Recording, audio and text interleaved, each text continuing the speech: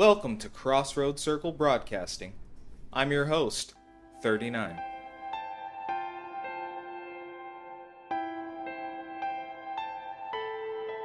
And in today's episode, we're going to talk about Carrie Fuller and the preaching to poverty pipeline that is the Jehovah's Witness religion. The reality that a lot of us were living because we didn't get help from the society. They don't offer any financial help. There's no housing help. We're also going to talk about our dear friend, Brother Brown. We're going to talk about his adventures in and outside of the bunker in our new segment, JW, The Bunker.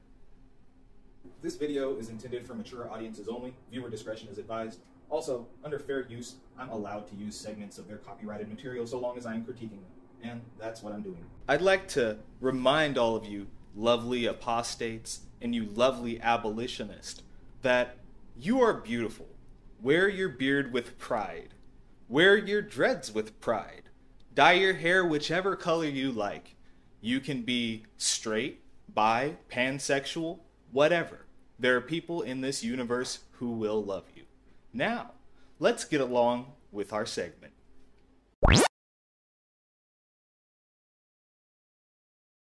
That's why loyalty to Jehovah has been so important. That is so true, Brother Brown. How about you? Has your loyalty ever been tested? Oh yeah, I remember. It was years ago, and an elder came to give me counsel after a talk. And let's just say, I was not expecting. You were really quiet the whole way home. Is everything all right? What do you think, Martha? What do you think? What is on your mind? That Ben. How could somebody so young with such tight pants and arms be giving me counsel? Ben? Yeah, Ben. You know, the guy with the really nice body, and he talks with the smooth voice. Really? What did he say? He told me I'm not using enough scripture, but it's not easy for me to make it sound enticing like he does.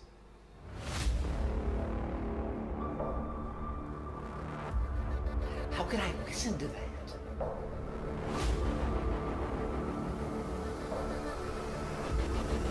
You know, I'm older than he is. Please tell me you didn't argue with him. He should be receiving my counsel. I shouldn't be receiving his counsel. Please tell me you didn't argue with him. Bitch! You can't get divorced unless I fuck somebody else.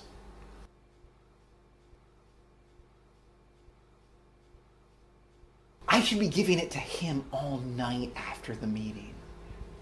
Please tell me you didn't argue with him. So you did the right thing. Did I really? I took the counsel, but I did not like my attitude.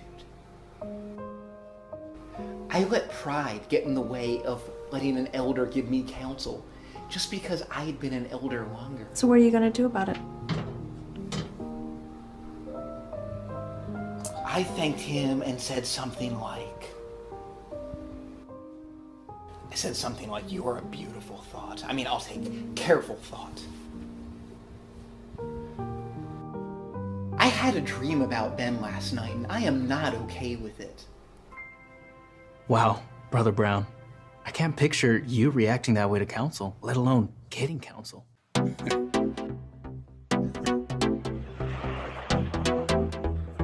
Verse 24.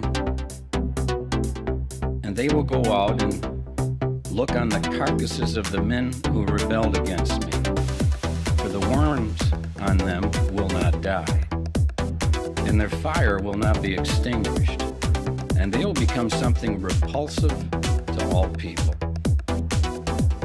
What the fire did not consume, the maggots would. Now, I don't know if you know much about maggots, but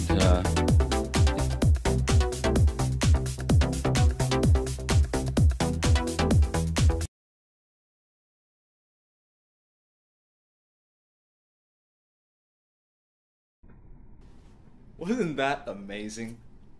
See, Brother Brown was frustrated and he couldn't let himself be told what to do by somebody who was less experienced.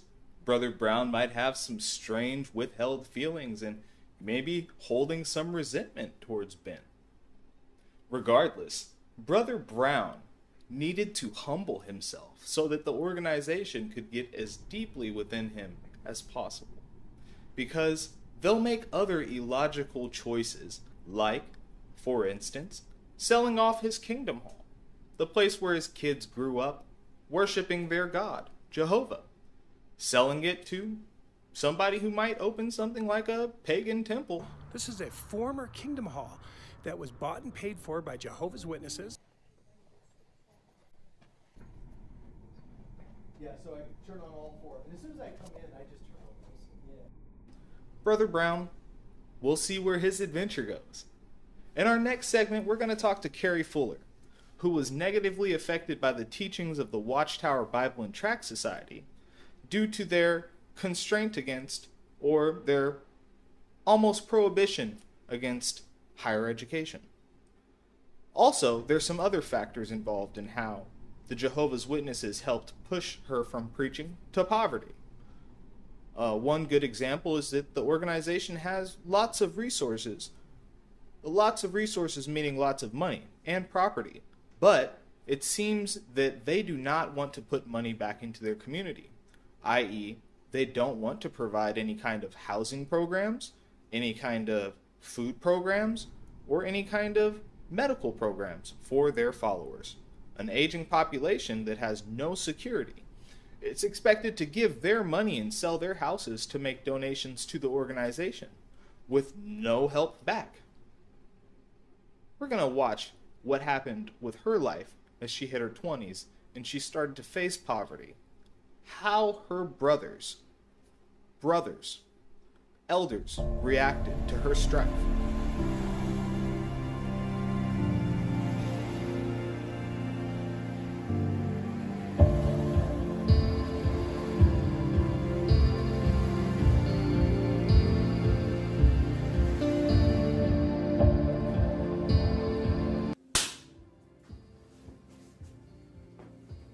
Start by introducing yourself.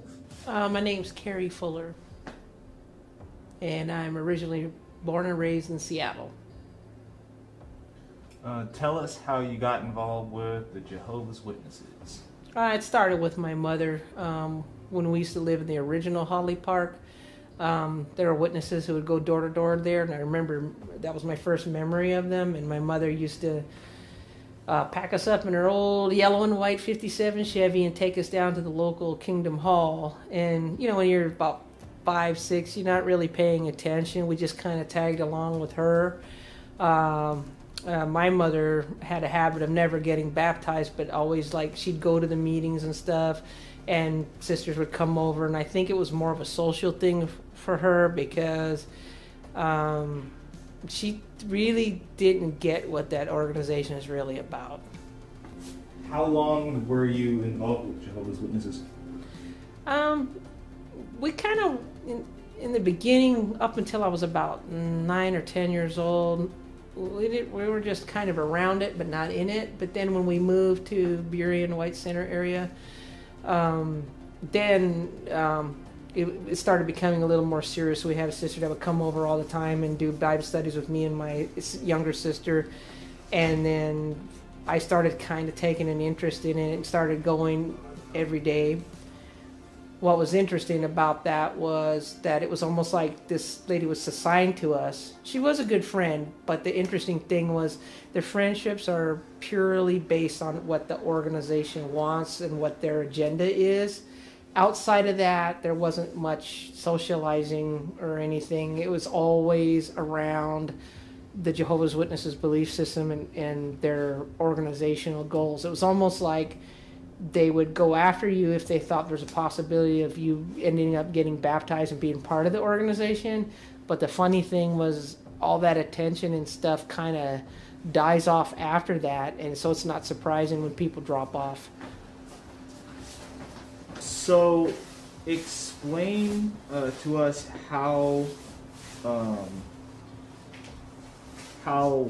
Watchtower Bible Tract Society reacted to your struggles and you being economically disadvantaged.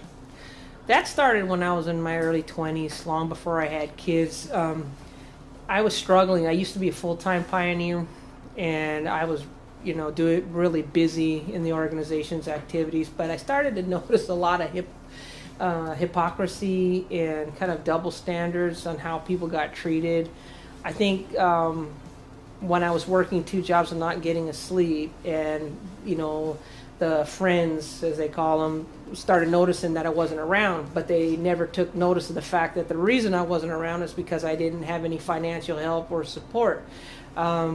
They would come by and ask why I wasn't going to the meetings, and then I remember one time to this one elder, I deliberately wrote out my schedule, handed it to him on a piece of paper after he said up on the podium, you know, maybe you need help in your service to Jehovah if you just got your schedule in order. Well, I showed him my schedule. I had 2 jobs and I hardly got sleep. Sometimes I would go 3 days without sleep, yet they still expected more from me.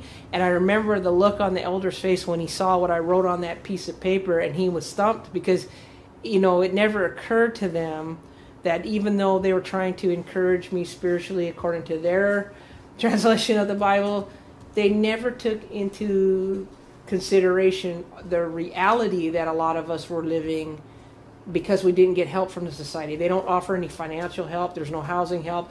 They're not qualified mental health counselors. In fact, the last day for me in my mind was when an elder told me, when I asked them why is it the organization doesn't provide financial help when they clearly have enough money to do so. He said, oh, if a sister is really destitute, we don't give her money or anything, we just send her to welfare, which is a blatant display of not knowing how the welfare system works, because if he did, he would have never said that. And as a religious organization, they're supposed to be offering charity and offering, you know, service to the community. Yo, quick question. So you had a different like denomination than me. Yeah, what did you guys? Unitarian? Yeah, Unitarian. Okay, what did you guys consider charity? It's just the regular stuff like food drives and clothing drives. Okay, so you guys were like raising food and clothing for like your own members. That's cool. Jehovah's Witnesses. For homeless people and the like low income people in the community in general and stuff like that. Wait, but what out of anything that they've done did you see that was actually giving service to the community? Well, their idea of giving service to the community is proselytizing, because I've just in my neighborhood, I never saw them helping people who were hungry or homeless. You know, I never saw them go out of their way to actually even help the impoverished members of their own congregations. I mean, I knew several people, including a few of my relatives, who didn't get help from the society because they don't offer it, but they would go to other religious groups like Catholic Community Services and other community groups to get help with basic necessities. And I'm pretty sure there were conversations from those organizations, well, why doesn't this organization help their own members? Their members are coming to us.